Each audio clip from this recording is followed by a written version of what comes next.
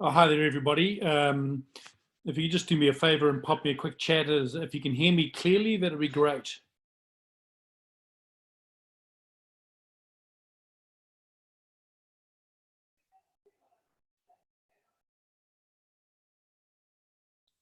Great, thank you, Lindsay.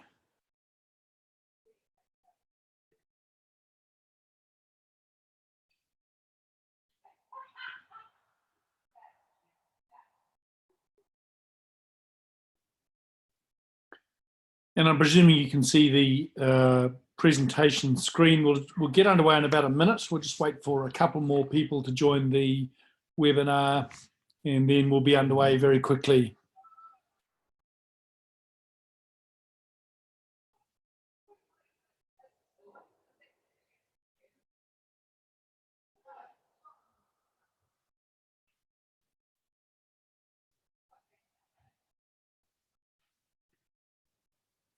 Great, thank you, Jeff. We've got a couple more people joined, so we'll get the presentation underway. Thank you very much for joining our webinar this evening. And today I'm just going to be going through a very high-level overview of how to protect a brand from counterfeiting, and also to tell stories about the brand and engage with consumers in a more effective way, leveraging digital technology. And this presentation is by Trust Codes, which I'm the CEO and co-founder of, and also QLM, and we have Lindsay on the line from QLN as well. Feel free to ask any questions on either the Q&A or chat function as part of this webinar. So I think the big thing we would talk about a lot is the fact that in a volatile, uncertain, and complex, ambiguous world, consumers are starting to more products they are eating or engaging with. And technology needs to provide that information beyond a label. In fact, there's a big push for clean labeling with reduced content on labels so as not to confuse consumers, but to deliver them the appropriate information they need to hear or see in a digital way. And consumers have a lot of choice. It's no longer just the big brands that have the ability to capture a consumer's engagement and interest. It's no longer about price. It's no longer just about features and benefits. It's not even about history and legacy anymore. It is about trust. And every brand must build and maintain trust, particularly because customers are far more skeptical and they're very empowered with WeChat, Facebook, WhatsApp, Snapchat, all of the other mediums by which they can share information, good or bad, about a brand. And it's pretty easy to see how a good brand can suffer negative sentiment by not being able to protect its reputation by proving or showing that it's got nothing to hide. And that's what we'll be talking a bit about today. So the first business problem is counterfeiting. And in honey, wine, infant milk formula, dairy, meat, seafood, olive oil, cooking oils, etc., there's a very big counterfeiting problem. And that's not limited to just China. China's definitely got a big counterfeiting problem, and consumers in China are very alive to the prospect of counterfeit food. But it's a problem in the US as well. In fact, if you haven't seen Netflix Rotten, the Netflix documentary, strongly recommend you watch it and understand the concept that US consumers are now starting to be very concerned that the food they are being sold isn't quite what it says it is, and that's food fraud.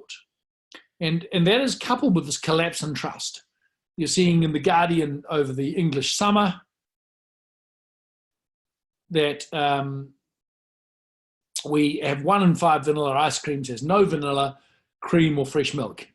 You've got Lactalis in terms of the failed recall on infant milk formula. Of course, you've got the Manuka honey issues in the US. You've got the honey issues recently in Australia. And the global trust index from the Elderman Group remains at a distrust level. And that means consumers don't actually trust regulators or brands to tell the truth anymore. And you can see why in terms of the politics of some countries right now. So for those of you who I know are involved in the honey industry online today, the question we often ask, and this is one of our first honey customers, actually out of New Zealand, and they began using our product to tell their story. And you can scan that QR code if you're minded to do so. If you've got an iPhone with a camera, open up the camera, hold it over the QR, it'll read it. Or if you've got Android, hard press on Google Chrome. And the question is, what do you know about this honey? Because right now, you're relying on everything the brand tells you on the label. But consumers are starting to say, hang on, I want more proof. So marketing used to be about creating a myth and selling it. Now it's about finding that truth and sharing truth about your product. Brands that are doing well in global markets are the brands saying, nothing to hide. I've got everything to gain by telling you the truth about my products. If I'm organic, here are my certifications. Can you guys still see me? I just received a note saying the connection is a bit slow. Just lost some of the participants. Great, thank you, Lindsay. So yeah, marketing used to be about the myth, and now it's about telling truths about product, and that's really important in food groups. Consumers care about, is the product safe to consume? Is the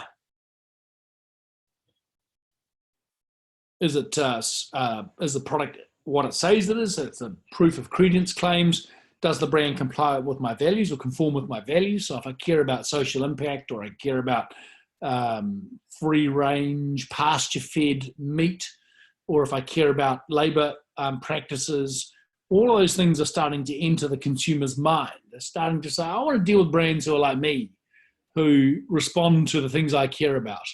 And you can't show that on a label. There's just not enough real estate. So the opportunity with a trust codes-like product is to tell the whole story digitally and tell it contextually to the consumer.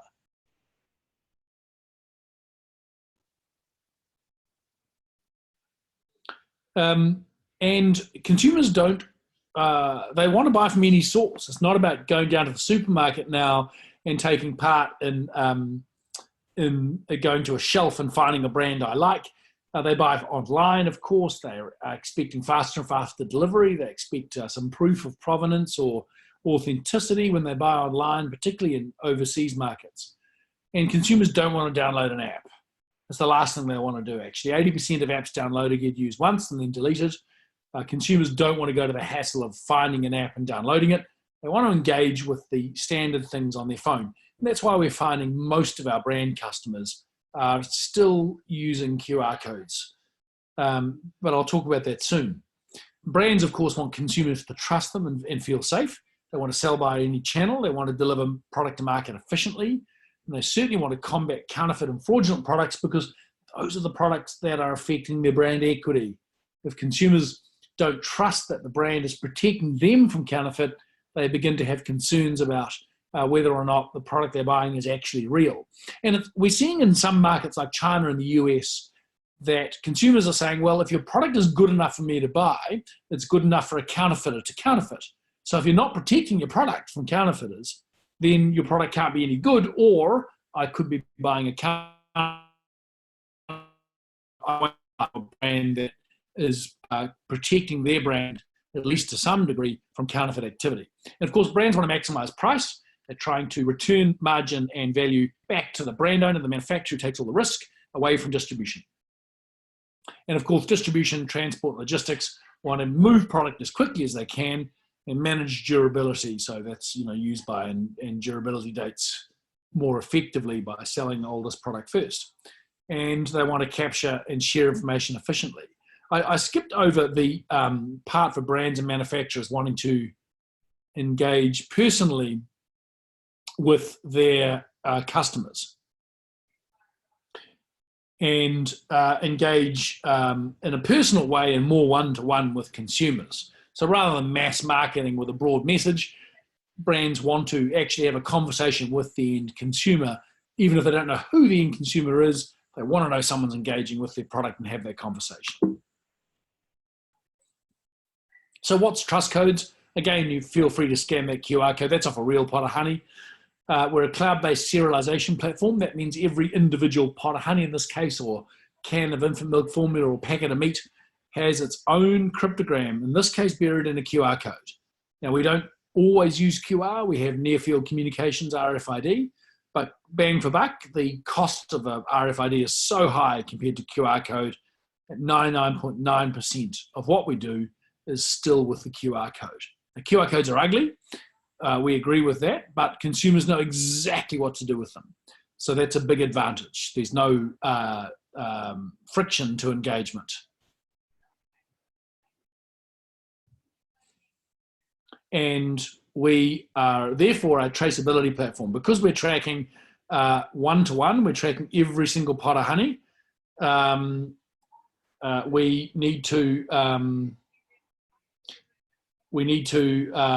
able to, track cartons and pallets. Cartons and pallets.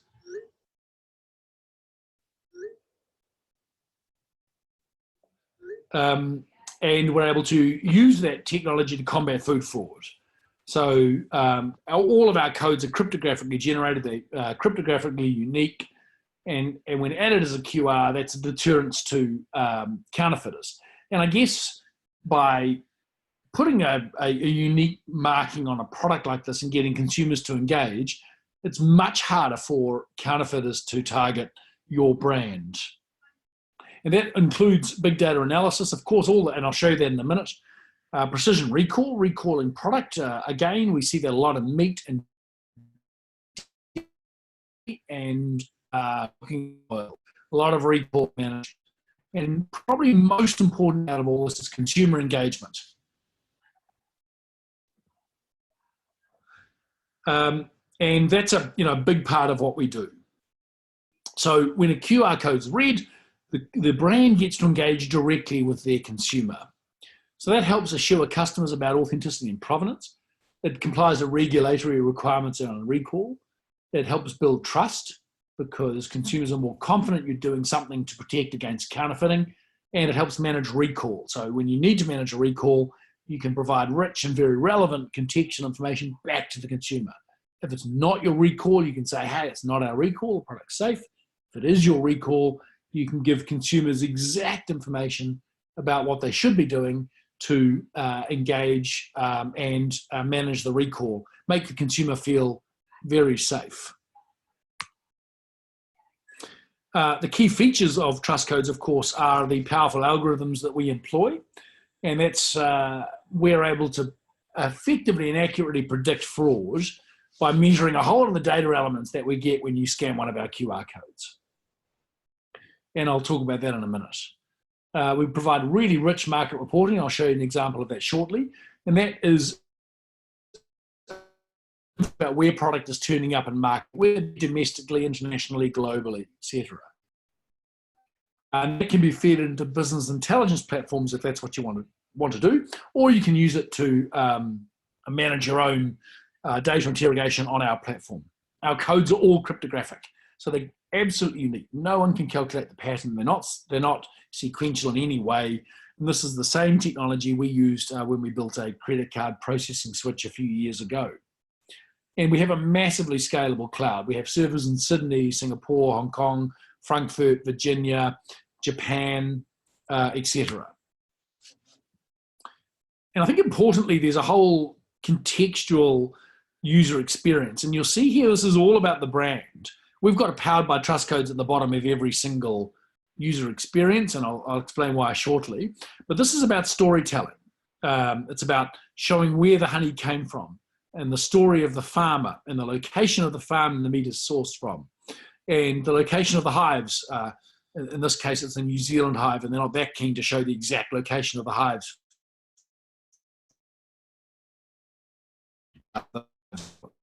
So, and it is about assuring this that the floral counts and pollen counts of the honey have been tested by somebody.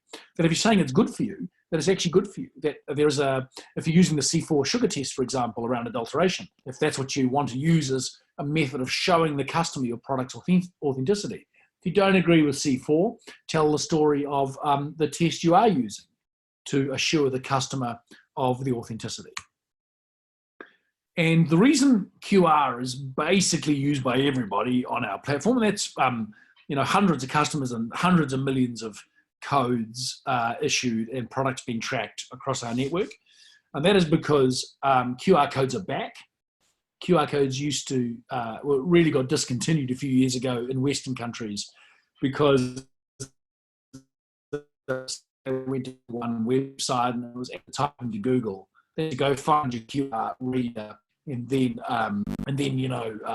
open it, find the QR code you want it to read, and it'll take you to a website you could have typed into Google.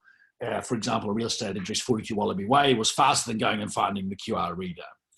But QR codes come back strongly because it's included natively in every platform now. Your iPhone has it in the camera. As I mentioned before, Android has it hard pressed on Google Chrome.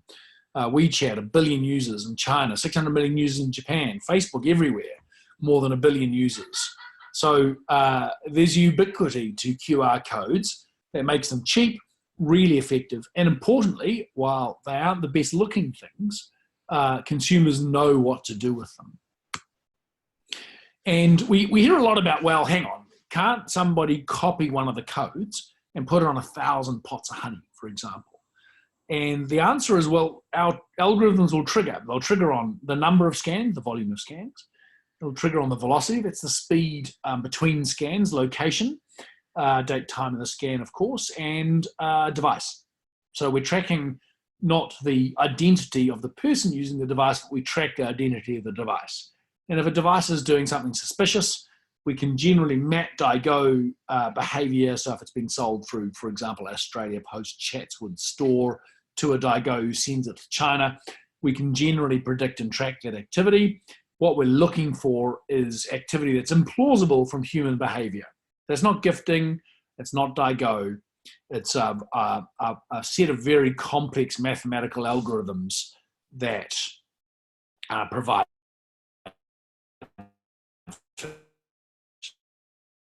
they put a fake QR code on the fake product and they send it to a website. But we have crawlers going around the internet. We use text recognition software, for example, which is sourced from Harvard and Stanford around plagiarism. We go looking for the content that shouldn't be on someone else's servers. With authenticity messages on the basis of a trust code, you can go looking for the patterns of language used, and you can go find people hosting that kind of language on a server that's not one of ours or not a server we know. And that's a good sign. We do reverse image lookup. So we're looking for the imagery used in user interfaces because counterfeiters know they need to copy the information you give a consumer on your real product in order to sell it. Otherwise, consumers will become aware that the information is different.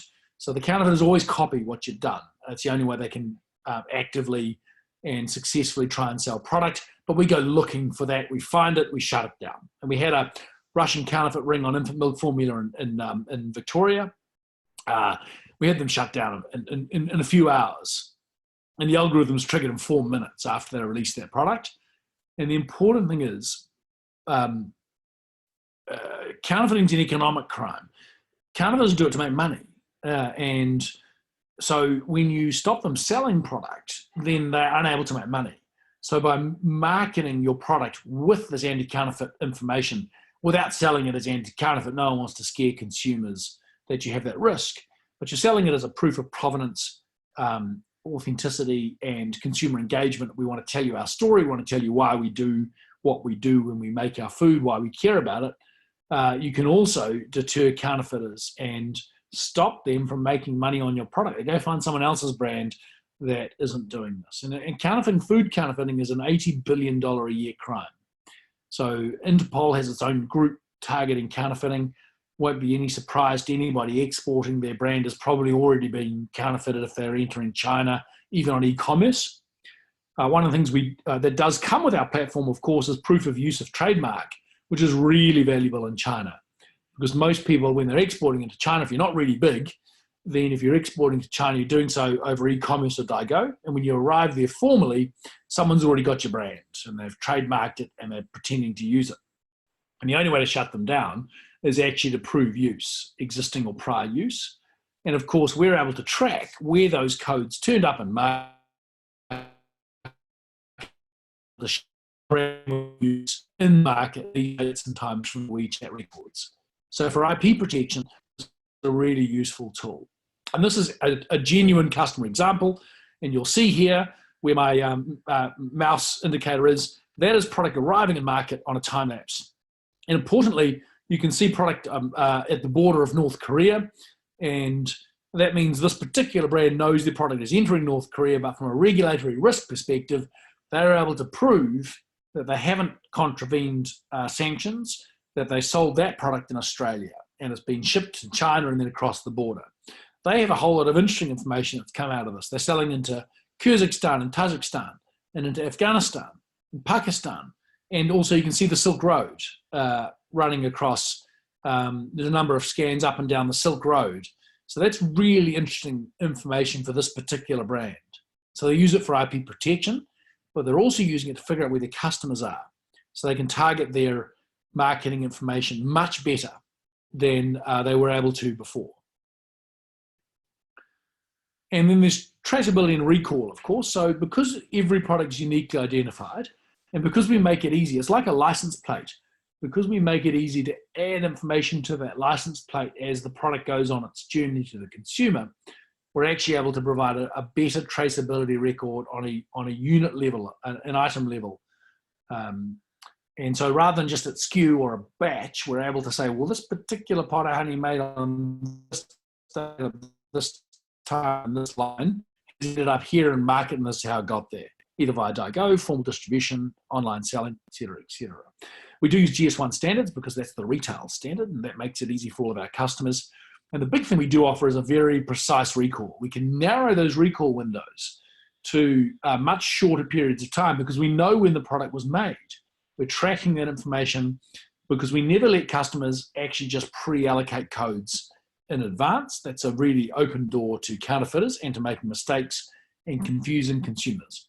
So we have a really simple process to activate codes and associate production information in the manufacturing or product filling processing process. And importantly, if there is a recall, we've got really good information we give to consumers. So in Australia, you get the salad recalls, and consumers return every kind of salad, even if it's not the one being recalled. And they return it to supermarkets that didn't even sell the salad that's being recalled.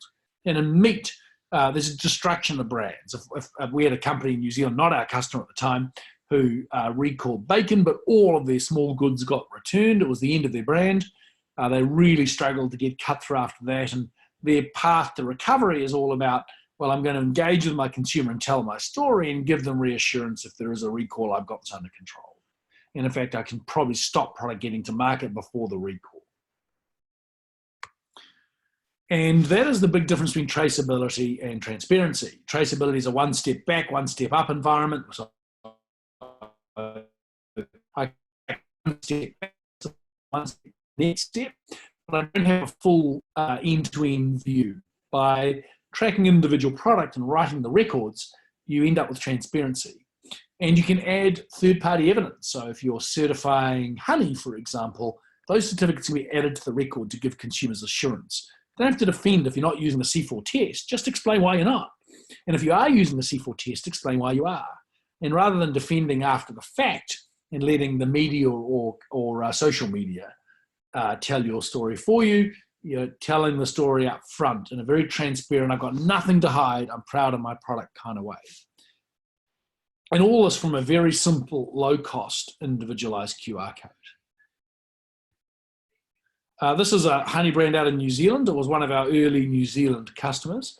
And they point out that it's good for fighting counterfeiting, but more importantly, their customers just love the information they get. In the US, we have US translation, so it's US English. In China, they have Chinese translation, so they're receiving information in their own language. Same in Korea, Vietnam.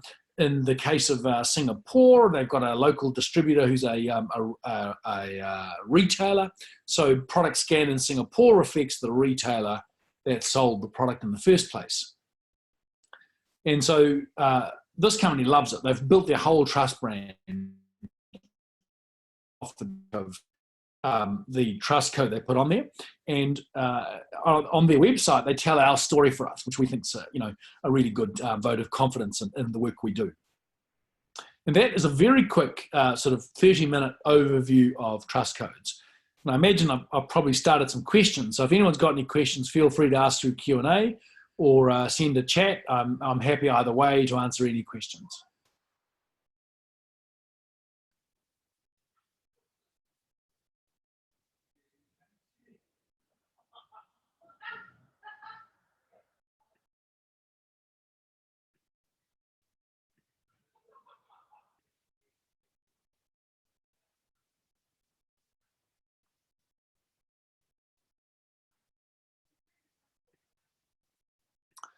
I've been asked the question, do I think it would restore faith in Australian honey? The Australian honey noise is quite interesting because I think it's a misinterpretation of the C4 test and what constitutes honey. But absolutely, this is a great way of telling. I mentioned the C4 test a few times because I can see some honey people on the call today. And absolutely, this is a way of generating trust in any industry, including honey. It's about talking about the properties of the honey, where it's sourced from. And there's nothing wrong with sourcing honey internationally, as long as it's honey. And being able to tell that story about being cautious and careful about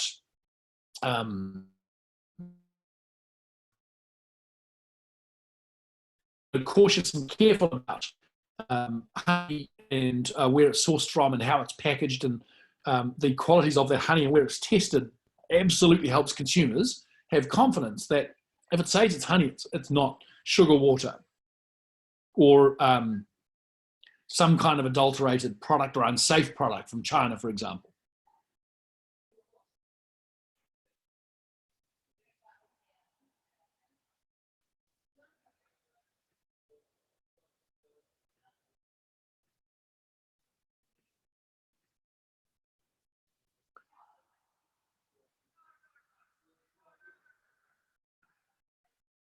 Any other questions this evening?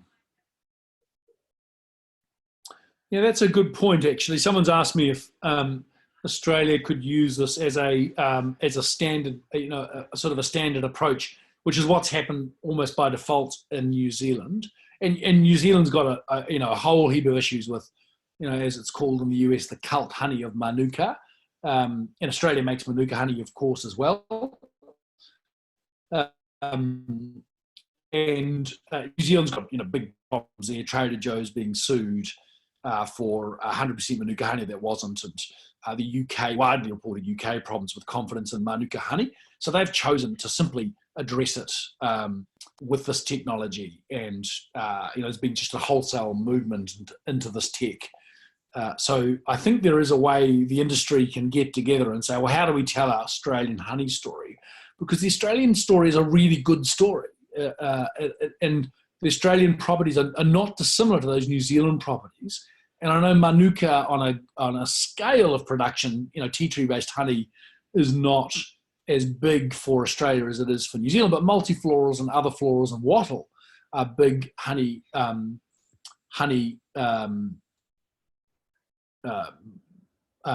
florals that have a unique Australian story to go with it. So if there is an opportunity to have that discussion at an industry or group level with some of the industry leaders, we'd love to do it because that does make it lower cost and easier and create some branding opportunities for these honey companies or any company, wine companies, etc., to say, hey, we got nothing to hide and we care deeply about your safety and enjoyment of our product.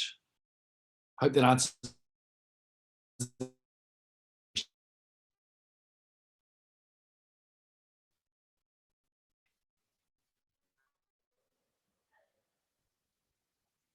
So if there's no more questions this evening, I will bid you a very good evening. Thank you very, very, oh, hang on, I've got a Q&A, I think. No, we're good there. I will bid you a very good evening and thank you very much all of you for spending time with me this afternoon, evening. I do hope we get a chance to meet and talk about this. I know your QLM representative will be in touch to have a conversation about how easy this is actually to implement, because I think that's the big question most people have as well. That's great, I can see what you do and I print a label and QLM has all the digital printing capability needed for this, but there needs to be ways to associate the production information with the code. We've got some really good answers around that that QLM can share with you. So once again, thank you very, very much for your time. I hope you enjoyed that. I hope it was useful. We'll do another webinar sometime in the next few weeks before Christmas about how easy it is to actually implement this and the way the data flows work and what kind of reporting you can get back, which is useful for your business. Thanks so much, everybody.